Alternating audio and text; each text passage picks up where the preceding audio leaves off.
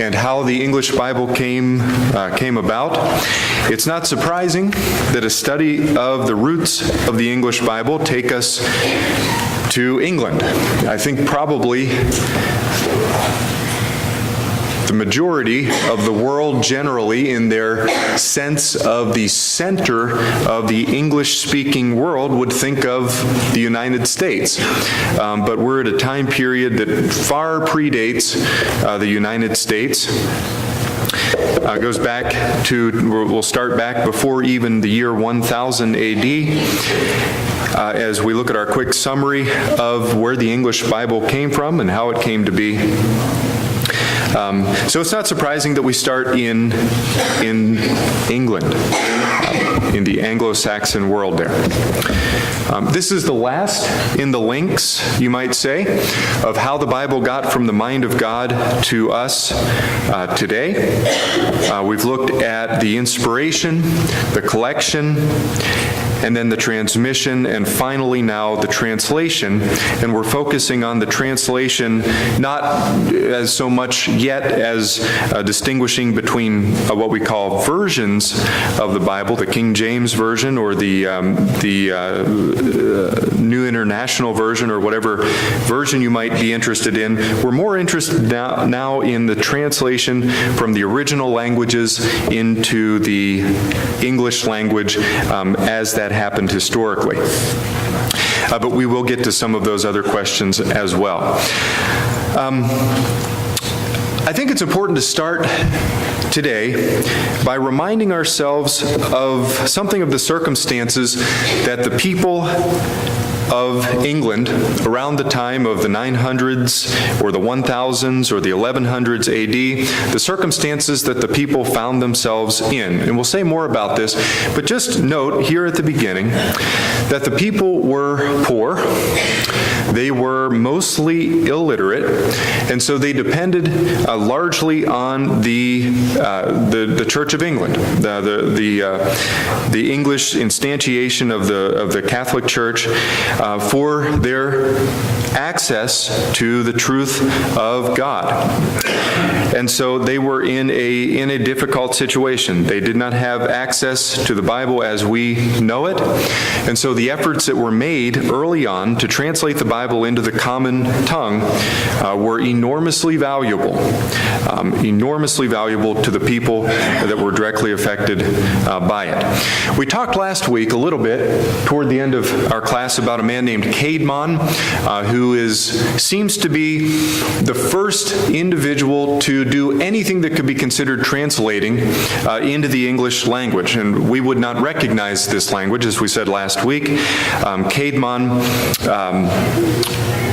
was a poet, thought of as a poet, and did some translation, but mostly just told stories, Bible stories in the English language, and wrote those stories down for people to read.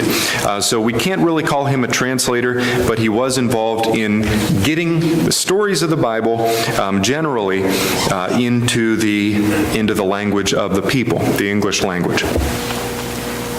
Here is one of his poems. Again, it's unrecognizable to us in this Proto-English. Again, this was written before 1000 AD, so very ancient. The language has changed to a point where it is unrecognizable from, you might say, its starting point that you see here. We looked at a translation. Kuhns' work, again, was a translation of Bible stories, not a translation of the text of the Bible into English, but still he was considered to be very influential and important. King Alfred comes next onto the scene. This is Alfred the Great, a famous king.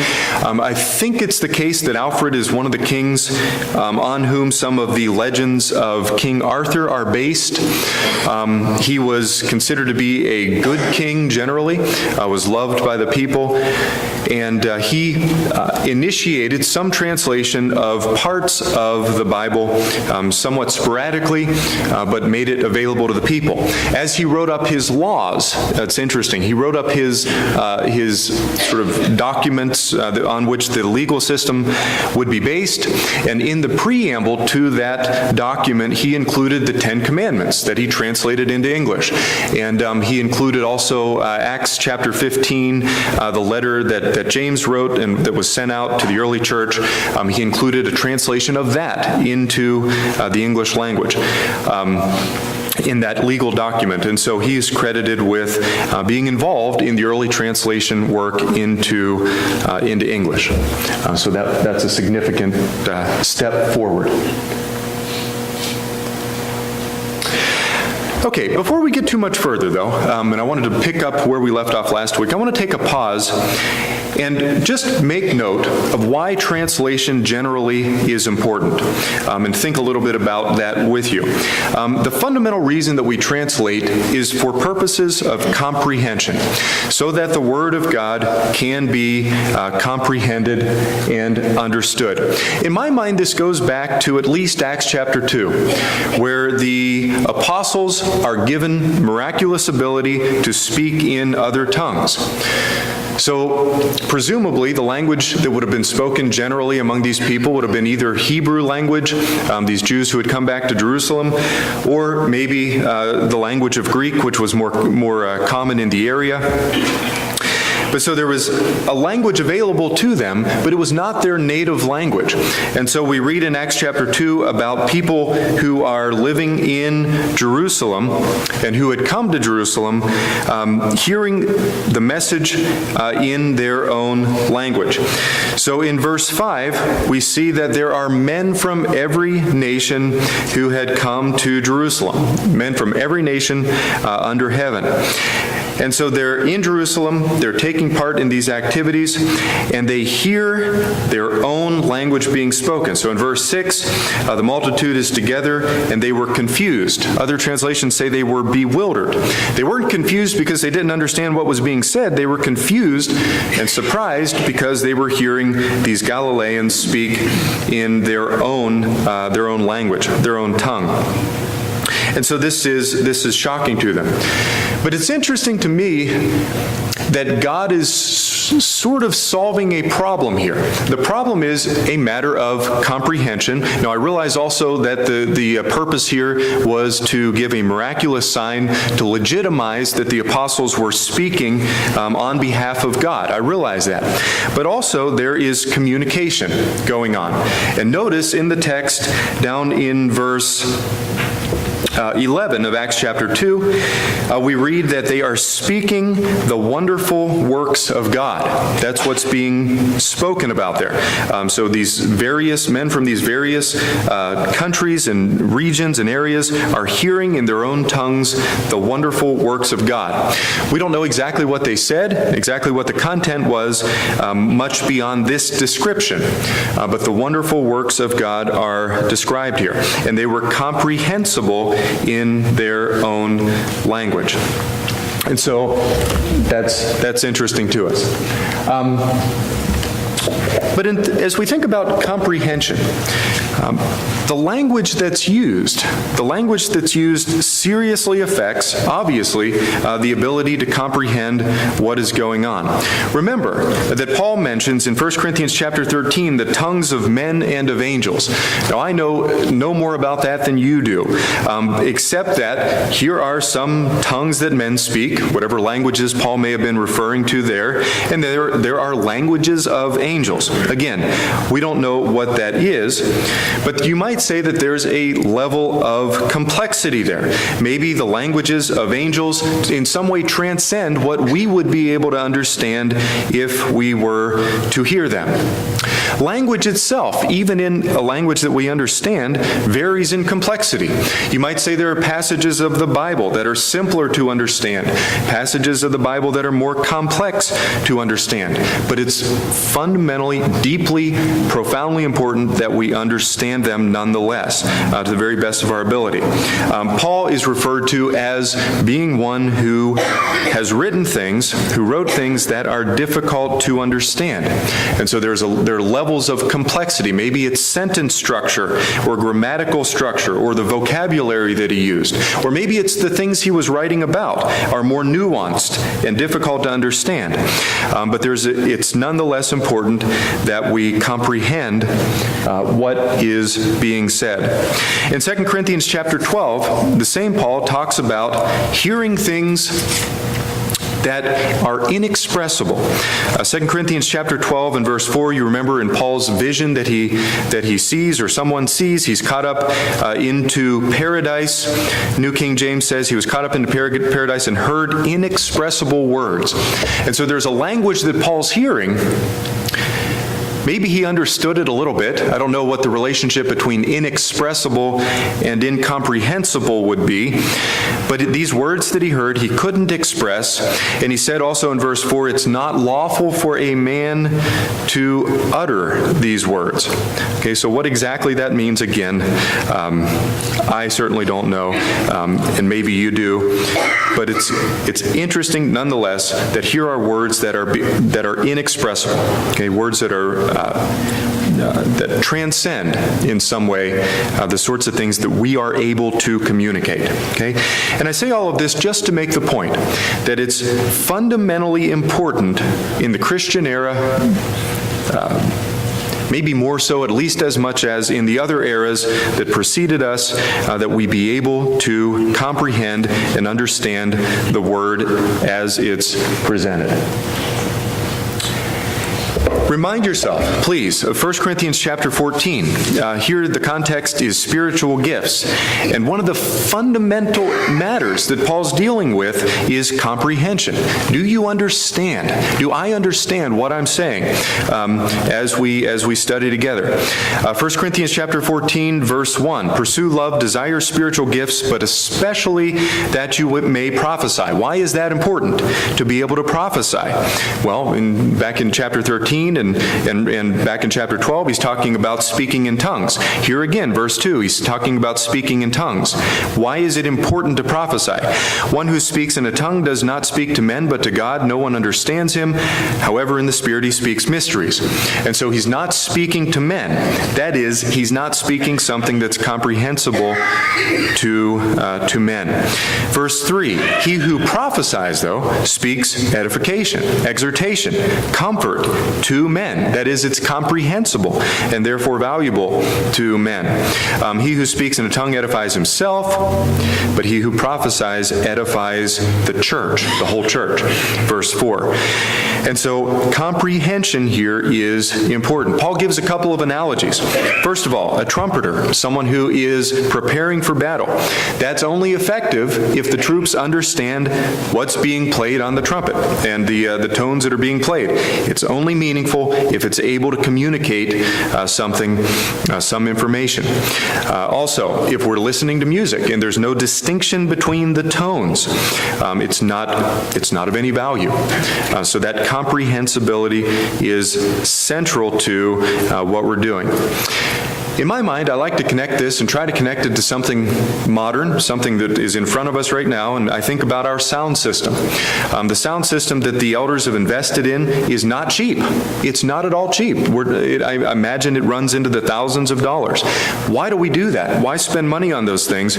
Why spend money on visual aids with a projector and a projection screen that's powered? Those things are not cheap, but we do it because we believe they're valuable in helping to get across and communicate the message of the Bible, to make it more comprehensible.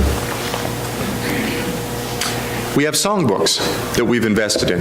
Those are hardback bound books with something like 1,000 pages in them, in each one. That's not cheap. Not that money's the only factor here, but why are we dedicating resources to songbooks? Well, because we believe they help to communicate the message of God. When we sing, we're speaking to one another. using words. And that serves a purpose of admonishing and exhorting and so forth. And all of these are essential, basic functions that we need to be able to do and do as well as possible. We make available tracts and books. And Marshall's put together a collection of books from the school here. These things are made available at cost, at expense to us. Why? Because we believe that it is important that the Word come across. Why do we say every Sunday, every time we get together, let's silence our cell phones? It's so that we can make a little more efficient, a little more effective the communication of the Word and so forth. This, for the same reason as this is the reason that translation into a language that we recognize and use is important. Okay, so let's get back to the English Bible's roots quickly. Again, I don't want to spend too much time with this, but let's go quickly through some of the major points in this history. The Wessex Gospels were written sometime before 1000 AD. You can view those in the British Museum. They are illuminated, I believe, and made quite colorful and bright. That's a translation of the Gospel accounts that are significant in the history. Here's an excerpt from Matthew chapter 6, and you can probably read that. Well, I'm sure you can read it because I could read some of it, and I'm sure you can read it better than I can. Father, who is in heaven there, glorified be your name, or something like that, and so forth. And so we can make some of that out. This was written before 1000 AD. And so there is a translation of the Bible. John Wycliffe is a major figure who comes on in the 1300s. He was a scholar. He attended, matriculated at University of Oxford, and then eventually taught there as well. He was bothered by the abuses that he saw there in England, in the church. And in consequence of that, produced a translation of the Bible. He studied the Scriptures. His study led him to believe that the teachings of the church, many teachings of the church, were in error, and there was no way to reconcile them. And that's what happens, by the way, when you come out of a religion, very often, is you at the beginning, when you see some discrepancy or some discrepancy between what's being taught or said and what the Bible teaches or says, is you try to reconcile it. You try to find a way, and that's a valid thing to do, to try to reconcile the discrepancy in your own mind, in your own study, to see if maybe you're just misunderstanding something. But as he studied, as he went on, he could not reconcile and became convinced then that a change was necessary. In particular, the people individually need to study the Bible. Here is an excerpt from Wycliffe's translation. It's much more readable by the time we get to the 1300s there, the 14th century. There was a man of the Pharisees, Nicodemus by name, a prince of the Jews. And then it goes on there. And so it's readable, very readable to us. Some 700 years later, almost. So Wycliffe translated the Latin Vulgate, which is a Latin translation itself of the original that dates back to the 400s AD. He began to translate it. He did finish it. He completed the translation toward the end of his life there, and once he made that translation available. Now remember, he lived before the time of the printing press, so he wouldn't have been able to disseminate it very far or very quickly, but he finished his translation. And according to Dan Owen, only his own death from natural causes prevented him being put to death for the work that he did. So there was great opposition to this work, and you might say, fortunately for him, he died of natural causes before he would have been put to death by the church. So that's John Wycliffe, died in 1384 or thereabouts. Again, though, think about the common people who we would have been if we lived in that time period, in the 13 or 14 or 1500s. It's hard to relate. We can't relate exactly to that scenario, but it's not that long ago at the same time. Male literacy rate in 1500s England, and these are estimates, okay, we can't be absolutely certain about this, but have been estimated at around 10%. Now, of course, literacy is on a scale. You know, are you literate or not is not exactly binary. Some people could read a little bit, some people could read more so, and so there is a range, but it's generally estimated functional literacy at something like 10% and much less for the female population. So literacy is very, very low. It's very low. Aside from that, most people who were literate were reading in the language of the scholars, and so they were reading probably Latin, and so there were some serious problems here with getting the Bible into the hands and into the minds of the people. Families were very poor, very poor. Many of them living in what we would consider to be grinding poverty, and so they were surviving, dedicating almost all of their time to surviving and just barely getting by. Think about the obstacles that they faced as they lived back in those days. Now, of course, all situations were different. We can't put all individuals into an aggregate pile and say that it was like this for everyone. But by and large, there was obviously the language and literacy barrier to accessing the Scriptures. How can I read the Scriptures if I can't even read? The time to learn the Scriptures, to study the Scriptures, even if you had access to them, maybe if you could speak Latin or read Latin, you may have had limited time to access them, insofar as you were very busy, and survival was taking up the majority of your time. So time would have been limited. You might even say, as it is today. Furthermore, there was enormous threat of persecution from the Catholic authorities of the day. The Church of England was very sensitive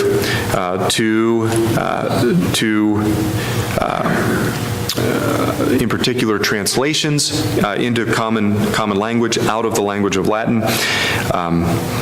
And so there was threat of persecution at every turn. And there was general worldliness and evil present then and now that had to be dealt with and had to be faced. All of these considerations, in my mind, remind me of Matthew chapter 13. And I've copied this out of Wycliffe's Bible, but you can recognize the text there. For someone who was living in that time, and someone who the New Testament describes maybe as someone who is looking for the consolation of Israel, or someone who is the oppressed and afflicted of God, the sorts of phrases we see used to describe people who lived in difficult times, who were looking for the kingdom of heaven, and this sort of thing. The people who lived then looking for the kingdom of heaven would have appreciated passages such as what you see here. The kingdom of heaven is like a treasure hidden in a field, which a man that finds hides, and for love of it he goes and sells all things that he has and buys the field, buys this field, because it's the most valuable thing he can imagine. It transcends everything that he has in his common experience. He wants it more than anything. Even so, the kingdom of heaven is like to a merchant who sells good pearls, and I'm assuming that's a reasonable translation of that last word there in verse 45. But when he found a precious pearl, he went, sold all things that he had so that he could buy it. And so that's from Wycliffe's translation, and it certainly would have been true, as it is for us, it would have been true for those living at that time. The Catholic Church was a center of the obstacle to the people accessing the Word. The Catholic Church often held power over even the governmental system.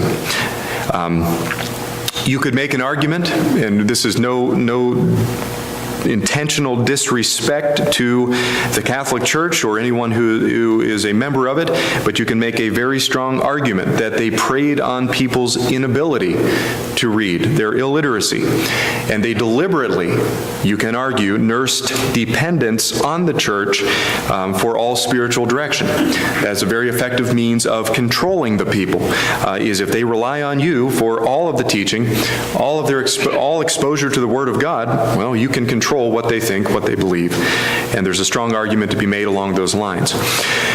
You can imagine, I can imagine, that the pomp and extravagance of the church, these fancy, fancy buildings, many of which you can go and visit even today, would have held enormous sway, would have been enormously impressive to a poor person who was struggling along to survive.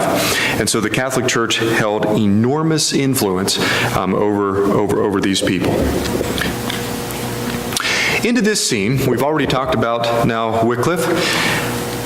Into this scene comes William Tyndale. Now, Tyndale was born after the printing press. The printing press was developed by Gutenberg in Germany around 1450, in the 1450s or thereabout, and it spread very quickly from Germany into other places. So Tyndale was born after that, the later years of the 1400s there, and you will notice he had a short life, a relatively short life. Tyndale has been called the father of the English Bible. There's a translation named after him. He worked on his translation, and it came out in around 1525. He lived in England, was born in England, and was a scholar there. Became interested in producing a translation in English, but wasn't able to do it because of persecution and obstacles that he ran into, so he fled to continental Europe to finish his work. Once he had finished that work, he smuggled it back into England using something like bales of cloth, and so he snuck it back in, and it became wildly popular. The Church of England, whenever they found out about it, were infuriated and considered this an act of whatever an equivalent of treason would be. And so they kidnapped him. These are church officials. This was not done in a corner. This was publicly done by the church. They kidnapped him. He was tied to a stake, strangled before he was killed, and then burned at the stake in early October 1536. And you'll notice that's the same year that he died. That's the date of his death there. So he was killed for his heresy, was the official crime against the church. So in 1535, Tyndale's nearly complete translation was given to the people. That's shortly before his death, and so it was made available. It was banned by the church. It was considered illegal to own a copy of it. It nonetheless was hidden and survived the efforts on the part of the church to extinguish it. Tyndale was a contemporary of Martin Luther.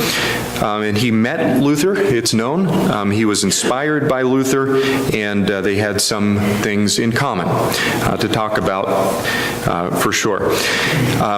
It's also interesting that another major figure at the time named Erasmus, Desiderius Erasmus, or something like this, also known as Erasmus of Rotterdam, died the same year. So he was contemporary of Tyndale as well. So Tyndale is a major figure in the translation into English of the Bible. There's a Bible named after him, and several copies of the Tyndale Bible exist and can be viewed in museums and private collections. There's a famous quote that I know at least comes from Fox's Book of Martyrs. Tyndale was a martyr, considered to be a martyr. This famous quote is listed here. I wasn't able to track it down any further than Fox's book, but there doesn't seem to be any challenge that Tyndale actually said this. So in a conversation between himself and a follower of the Pope, he said, well, the follower of the Pope said, better to be without God's laws than the Pope's, at one point in the conversation. What precipitated that, who knows? Better to be without God's laws than the popes. That is, the popes are preferable. If we had to choose, let's have the popes. And Tyndale says, I defy the Pope and all his laws. If God spare my life before many years, I'll cause a boy that drives the plow shall know more of the Scriptures than you do, he said. And so that's interesting. And so this brings us up into the 1500s AD. It's not long until the King James translation will be made in the early 1600s. Other translations are done in the interim between the years 1000 and say 1600. Other translations are done. All of this in an effort. Martin Luther worked on a translation of the Bible into German, so that would be in a different direction than we're studying now. But this brings us almost to what you might consider to be a modern time period when we get to the era of the King James translation. Any questions or thoughts before we go on? Questions or thoughts?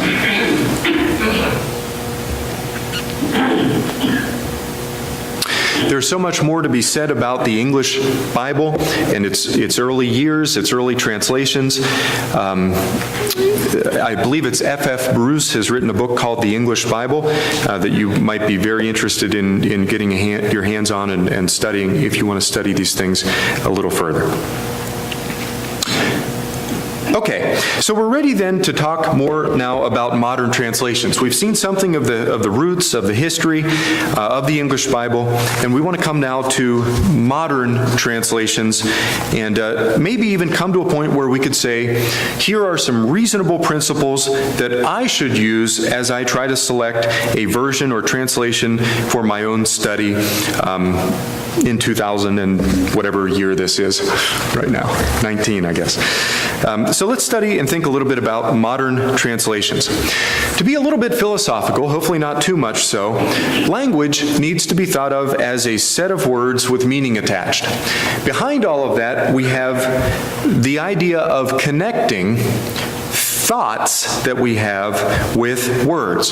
So there's a difference between a thought, which occurs in our minds, in our brains, I guess, with words that are attached to the thoughts to describe the thought itself. So we have a set of words with meanings attached, but language is incredibly complex. You might think of it this way. Imagine a word, any of your favorite nouns. You might think about the word podium, for example, just because it's in front of me. The word podium in your mind has tendrils that go out to multiple situations that you are familiar with, situations that you've studied, situations you've been exposed to. You think maybe when you hear the word podium about being in a church building and hearing a lesson presented. Maybe when you think about the word podium, you imagine presidential debates or other situations where someone is standing at a podium. The word has many different contexts in which you've heard it used or used it yourself. And all words that comprise a language have that sort of schema attached to them. So there's a set of words, and each of those words have meanings hooked onto them. So when we translate, when we do a translation, we're doing something like a conversion from one language into another language. So we're trying to take a thought that's expressed by words and translate that thought, the same thought, we hope, into another language using words from that target language. In the case of the Bible, the source language, of course, is Greek or Hebrew, and then the target language is English. But again, to try to orient ourselves to the complexity involved in translation, what do you mean exactly by English? What do you mean by English? If the language is changing over time, as we've clearly seen that it does, especially over large periods of time, and if we use language in different ways, each of us individually, what do we mean by English? It's not a simple problem to confront. It is certainly a delicate process to undertake. It's not always straightforward. Now, someone has said the following: translation is an arduous job that mortifies you. Maybe that's dramatic, maybe it's not. It puts you in a state of despair at times, but also is enriching and indispensable. It demands honesty and modesty. And that's from a work called Translation, an interpretive approach. So translation is complex, and we don't need to go into all the details that might be involved in that, and of course it would take a lifetime to do so. But we need to recognize that translation from one language to another is complex. Again, think about the relationship between words and ideas. Words and ideas. The first line there is a quote, something like from the movie 12 Angry Men, if you've ever seen that. I have a thought, let's run it up the flagpole and see if anyone salutes it. I have a thought, let's run it up the flagpole and see if anyone salutes it. Here's another expression. It wasn't that hard. As a matter of fact, it was a piece of cake. It was a piece of cake. Now there's a word cake, and we have lots of associations to the word cake. We think of birthday parties or other celebrations, and so forth. But here it's being used in a totally different setting. It looked easy, but the devil was in the details. That has nothing to do with the devil, but it's nonetheless a way that we would speak, and we would know exactly what we meant if we used that phrase or that sentence in English. Now imagine taking these phrases, these ideas, and translating them from the English language into the Greek language, or maybe into sign language or some other language. How would you go about doing that? How would you do that? Especially when we're dealing with figurative language or idiomatic language and so forth, translation is a delicate thing to undertake. But we have to do it nonetheless for purposes of comprehension. There is a spectrum of translation philosophies that ranges from what you might call word for word on the one hand to what you might call thought for thought on the other hand. And so let's briefly try to get an idea of what this means.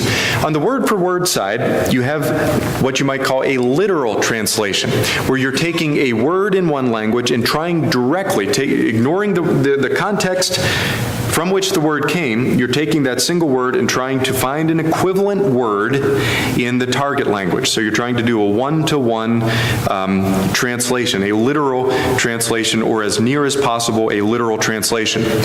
Another term for this is formal equivalence, and the goal here is to match as closely as possible the words of the original language, making minor adjustments for grammatical differences, including word order, or this sort of thing.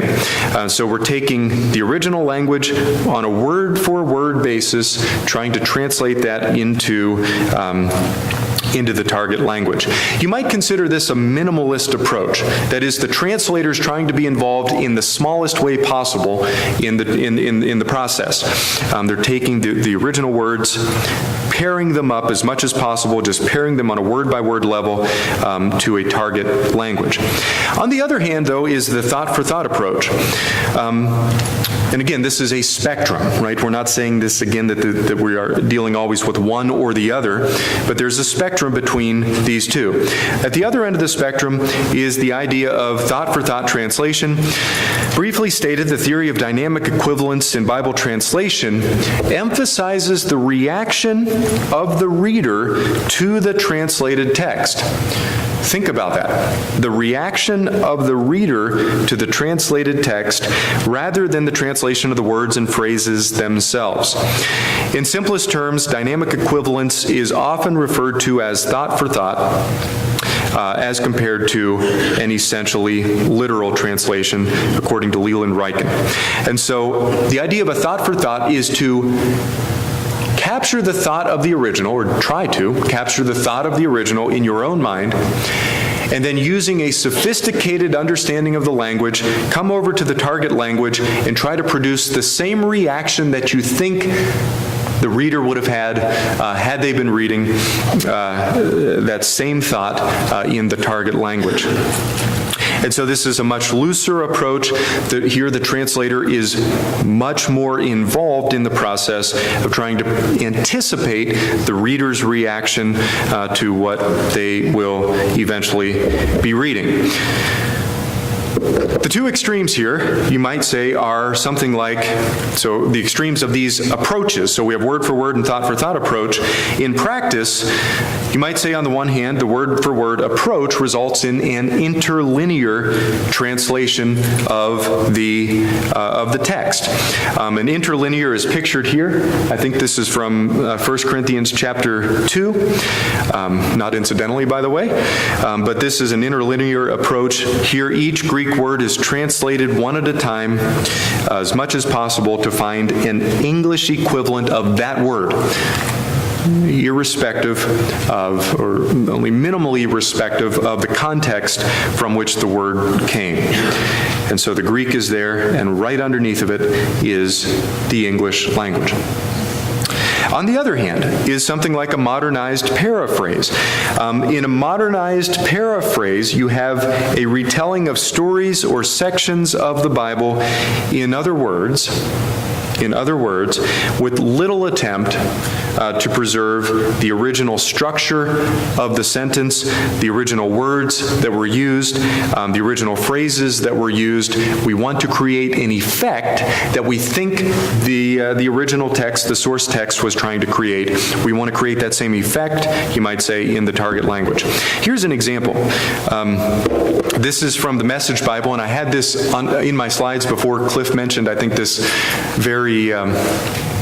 very Bible last week, as I recall. But the Message Bible in Matthew chapter 7, I believe it is, says this: "These words I speak to you are not incidental additions to your life, homeowner improvements to your standard of living. They're foundational words to build a life on. If you work these words into your life, you're like a smart carpenter who built his house on solid rock." And it took me almost until that point till I recognized where this came from. On the solid rock there, that tips you off. The rain poured down, the river flooded, tornado hit. It's almost funny to read. The tornado hit, but nothing moved that house. It was fixed to the rock. And so that's some text from Matthew chapter 7, where Jesus is talking about the wise and foolish builders. So that would be on the modern paraphrase side of things as opposed to the interlinear approach. Here is text. I just put a snippet in here. This is text from the original 1611 King James copy of the Bible. You can view this online, this original 1611 version. You'll see there are differences here. And now that I look at it, it seems to be rather out of place, so I'm just going to go forward through that. But I thought that was interesting. Certainly this would be closer to the word-for-word side. But at any rate, what we're interested in is a biblical position.